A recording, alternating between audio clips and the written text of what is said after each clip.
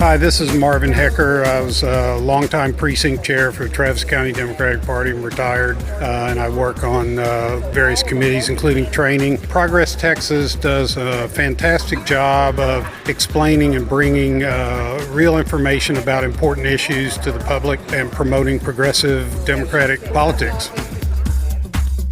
It's Friday, December 5th, 2025, and this is the Progress Texas Daily Dispatch, rapid response on the breaking news stories Texas progressives need to know. I'm Chris Mosier, and I think we all knew this news was coming, and in fact, most folks I'm talking to were already operating and planning under the assumption already, but there's still a sting and a broader story around the fact that the United States Supreme Court, the highest court in the land on full party lines, has paved the way for the implementation of the new Trump-commanded congressional redistricting of Texas. Countering the opposite call made by two judges of a panel of three in Texas, one of them Trump appointed. After weeks of deliberation, Eleanor Klibanoff of the Texas Tribune says the new map, designed to give Republicans control of 30 of our state's 38 congressional districts, will be in place as a legal challenge continues, pausing that lower court ruling that had blocked the map and likely ensuring that it will be used in the 2026 midterm elections. Again, anyone who has followed the development of all of this, including the development of the U.S. Supreme Court since the beginning of the first Trump term, is likely unsurprised at this hard new evidence that SCOTUS is firmly in Trump's great big back pocket. There was some hope that the high court might see how the tide is turning against MAGA across the country at the moment and deliberate a bit more delicately, perhaps, but that turns out to have been folly. The decision came down neatly on party lines, 6-3, with Justice Elena Kagan writing in her dissent on behalf of the liberal minority that this SCOTUS call, quote, announces that Texas may run next year's elections with a map the district court found to have violated all of our oft-repeated strictures about the use of race in districting. This court stay ensures that many Texas citizens, for no good reason, will be placed in electoral districts because of their race. And that result, as this court has pronounced year in and year out, is a violation of the Constitution. Today's order disrespects the work of a district court that did everything one could ask to carry out its charge, that put aside every consideration except getting the issue before it right, and disserves the millions of Texans whom the district court found were assigned to their new districts based on their race, unquote. Again, not a huge surprise, but definitely a big deal and a bummer for anyone who values voting rights and opposes racism. Texas House Minority Gene Wu says, quote, today the U.S. Supreme Court failed the people of Texas, but Texans are not giving up. Texas House Democrats brought national attention to the redistricting battle. We will continue to fight for our democracy at every level, especially at the ballot box, unquote. State Rep Aisha Davis of South Dallas County, quote, this unfortunate yet unsurprising ruling from the Supreme Court will go down in history as a gross miscarriage of justice. The state with the largest black population will have our black congressional representation cut in half. I believe the American people are smarter, tougher, and better than this, unquote, and agreed. Tarrant County State Senate candidate Taylor Ramette says, quote, the Supreme Court just sided with Trump over our democracy. By upholding Texas's gerrymandered maps, they're helping silence millions of voices. Now more than ever, we must stand together and fight for fair representation, unquote. Democratic gubernatorial candidate Gina Hinojosa says, quote, there it is.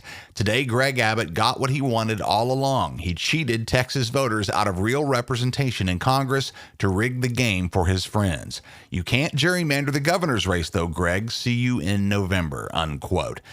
Now that this is more or less settled for the 26th election, it's time for active progressives to get as familiar as possible with this new map. Not only which new district you yourself may have been drawn into, but which across Texas will now need the focus of your attention to win anyway. There will be courageous candidates who will step into this fray, and they deserve support. You can start with a nice resource linked in the show notes from the Texas Tribune that'll quickly show you if a district boundary has crossed your address. For example, if you live in San Marcos, you were probably in the old District 35, which Kamala Harris won by over 33 points last year, but you're probably now in the new District 27, which would have gone to Trump by 21 points. For another example, if you live in Addison, you were in the old District 32, where Harris won by over 23 points, but you're now likely in the newly redrawn District 32, which Trump would have won by 17.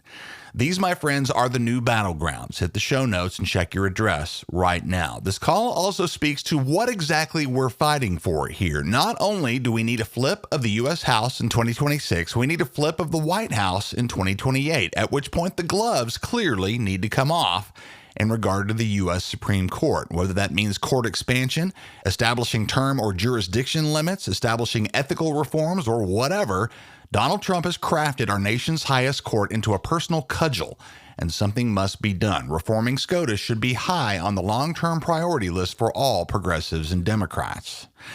So being Friday, watch this podcast feed later today for our weekly roundtable pod in progress, in which we'll discuss the SCOTUS call, the Henry Cuellar pardon, the announcement coming Monday from Dallas Congresswoman Jasmine Crockett, and more, with special guest Emily E.B. French of Common Cause, Texas. And don't forget that starting this Sunday, December 7th, In Progress will debut on the FM dial in Houston.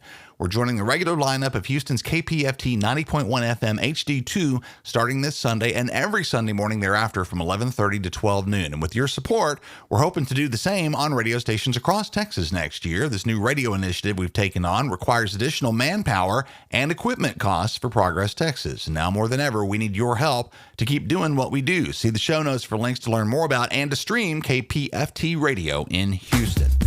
Get your tickets right now for our 2 holiday parties coming up over the next couple of weeks. The first is Monday, December 8th in Austin this Monday, and the second is the following Monday, December 15th in Dallas. Both are the first time featuring live podcast recordings with a bunch of our most influential movers and shakers. In Austin, our pod panel will feature State Senator and Congressional candidate Sarah Eckhart, State Senator Roland Gutierrez, and Austin City Council member Zoe Caudry. The following Monday in Dallas, we've got State Rep and gubernatorial candidate Jeannie Hinojosa, candidate for Attorney General Joe Jaworski, Tarrant County State Senate candidate Taylor Ramette, and Texas House Minority Leader Gene Wu for our live podcast. All of this is being made possible by Shaping the Future supporter Charles Zeller, Fired Up supporter John Adair, Be the Change supporters Alex Andrade, Scott Elphinstone, Howard Cleon, the Honorable Dick Levine, and the Honorable James Tallarico. Persistence supporters the Honorable Yasmin Simon, Jason Smith and Sarah Pareda, Unified, and Jerry Yoss. Good Trouble supporters Allison Grinter Allen, Bright Blue Inc., Alex Clark and Kate Rumsey, hosts of the Mission Texas podcast, Chuck Cruz, Valerie DeVille, the Honorable Vicki Goodwin, Freda Held, Joe Jaworski, the Honorable Ron Nierenberg, the Honorable Bill Peterson III, and Mark Yagin. And Raise More Health supporters of VOW, Louis A. Bedford IV, the Honorable John Busey III, Stuart Campbell, Hannah Cutshaw, Bill Holston, the Honorable Donna Howard, Will Judy, Angela and Gary Kutak, Jenny Laughlin, Carol Orr, Jennifer Owen, Mark Ferris, Gary Potts, the Honorable Zoe Caudry, Save Texas, Beth Stromberg, the Honorable Adam Swartz, and the Texas Progressive Caucus. Our mission at Progress Texas is to counter the billionaire and corporate-funded conservative disinformation machine, and we rely largely on listener support to keep doing what we do. While we enjoy the support of hundreds of partners, chances are that you, dear listener, haven't joined the team yet. If you're a regular, let's get you on board right now at ProgressTexas.org. Huge thanks to monthly supporters Belinda Musgrave, Pam Bingham, and Amy O'Neill. We appreciate all of you very, very much. Join the team now at ProgressTexas.org. And while you're at the website, be sure and grab the merch to match your progressive values and those of the Texans on your holiday gift-giving list at our web store, including our newly expanded Humans Against Greg Abbott collection of tees, stickers, and yard signs. All of that and lots more at ProgressTexas.org. That's the Progress Texas Daily Dispatch for this Friday, December 5th, 2025. Links to all these original stories can be found in our show notes. Progress Texas is a nonprofit rapid response media organization promoting progressive messages and actions. While campaigns come and go, we're the permanent home for progressive media and action in the Lone Star State. I'm Chris Mosier. Thanks so much for listening. Have a great weekend, and we'll see you again on Monday.